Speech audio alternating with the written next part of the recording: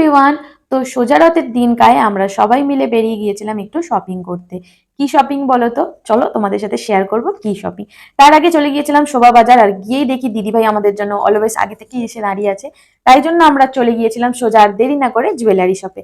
রথের দিনটা শুভ দিন বলে সেই জন্য জুয়েলারি কিনতে চলে গেছিলাম। আর জুয়েলারির দোকানে ঢুকেই সঙ্গে সঙ্গে শুনতে পাই রথ আসছে, আর রথের দিনকে জগন্নাথ দেবের রথ টানবো না সেটা কখনো হয়? তাই জন্য সুন্দর করে একটুখানি রথ টেনে নিয়ে আমরা আবার চলে আসি শপের মধ্যে। এখানে দেখো সবাই একটু একটু যে যার জুয়েলারি নেবে বলে জুয়েলারি পরে দেখছিল। আমিও দেখেছি, আমার এই মানতাসাটা না ভীষণ পছন্দ হয়েছিল। সোনার জিনিস পছন্দ হয়ে কি লাভ আছে? যে পরিমাণ সোনার দাম বাড়ছে, দুদিন পর তো সোনার জিনিস কেনাই উঠে যাবে। তারপর সোনার দোকান থেকে বেরিয়ে সোজা পাপড় ভাজা খেতে খেতে চলে আসলাম সার্বজনীন মাঠে রথের মেলা দেখতে।